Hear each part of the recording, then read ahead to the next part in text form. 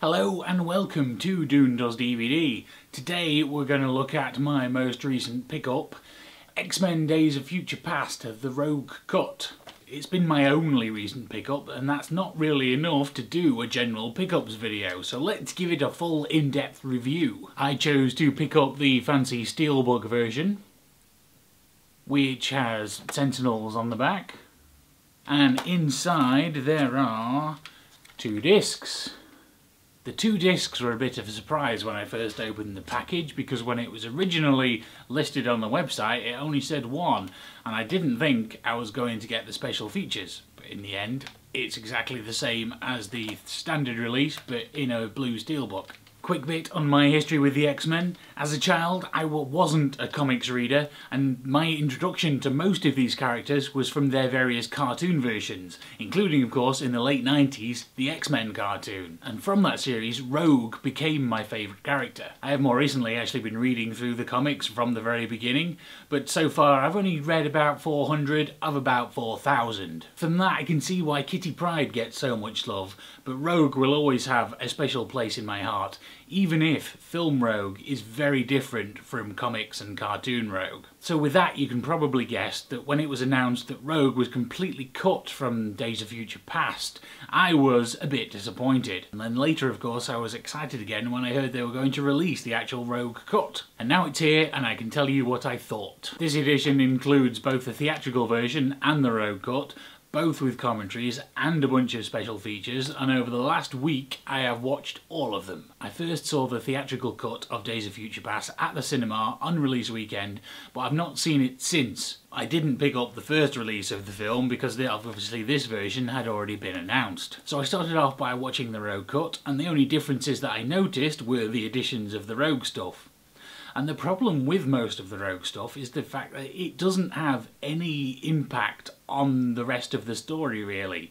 It's only there to give Rogue something to do and put her in the story, which is why it was so easy for them to remove. As a fan, it's nice to see Rogue in there, but it really doesn't add a lot to the whole story other than 15 minutes of extra runtime. So the next day I rewatched the theatrical cut and noticed that there were other scenes missing that weren't just the Rogue stuff. I should warn you, as we get deeper into version comparisons, we're going to get into spoiler territory. There was an extra scene with Wolverine and the girl he woke up with when he first arrives in the past. There was a missing joke about not having the internet. There were a couple of extra lines from President Nixon, and the scene where Beast asks Wolverine, "Do I make it in the future?" was moved to an entirely different location. After that I stuck with the theatrical cut, but turned on commentary with director Bryan Singer and writer Simon Kinberg. That's a very interesting and good quality commentary. These two are obviously extremely passionate about the project, filled with all sorts of interesting information about decisions and changes and how things were done, and they pointed out even more points at which the Rogue cut slightly diverges from the theatrical cut that even I hadn't noticed yet. And finally I watched the Rogue cut again, this time with commentary, again with Bryan Singer, but this time with composer and film editor John Ottman. This commentary had lots of interesting things, but it also had a lot more lulls.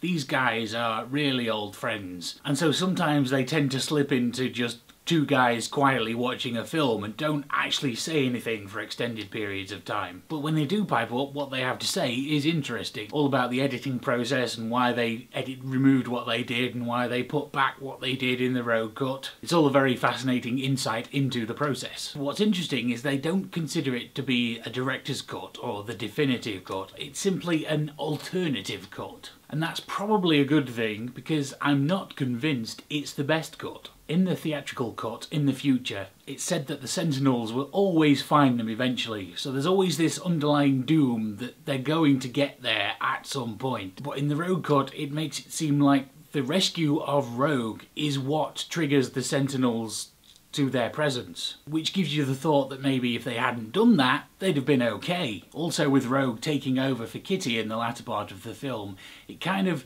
diminishes the heroism of Kitty's role, who instead of holding on to the end like in the theatrical, just spends the end of the film in the Rogue cut bleeding on the floor. The Rogue cut does make Bobby's death better, but seeing as that timeline's been completely erased by the end, that doesn't really have a long-lasting effect on the universe. So if I was showing this film to someone for the first time, I would choose to show them the theatrical cut, because I think overall that one's actually better. But actually a new cut with some kind of middle ground would probably actually be slightly better, without the rogue stuff, but with some of the other little minor additions. They just round out the world a little bit better, like the Shrine to the Dead Mutants, or the future mutants like Warpath being worried about them erasing their past. One thing I hadn't realised, but was pointed out in the commentary and the features, is that the film was shot in native 3D and wasn't post-converted. I saw it in 3D at the cinemas, but don't really remember it being super spectacular. But the director points it out a few times, like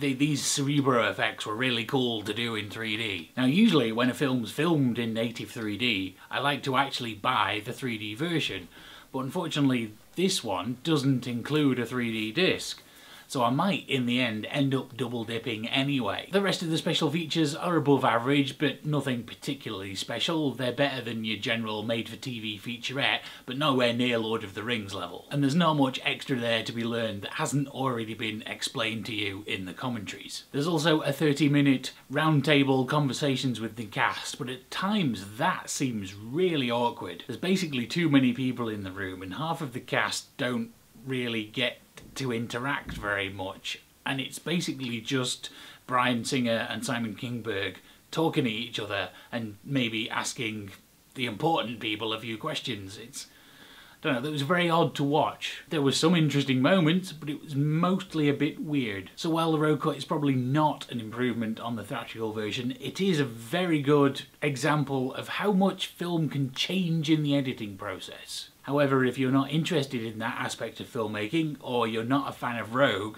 then this cut is probably not for you. Get yourself the nice 3D theatrical and be done with it. Have you seen the Rogue cut yet? Let me know what you thought in the comments down below. Thank you for watching, and I will see you next time.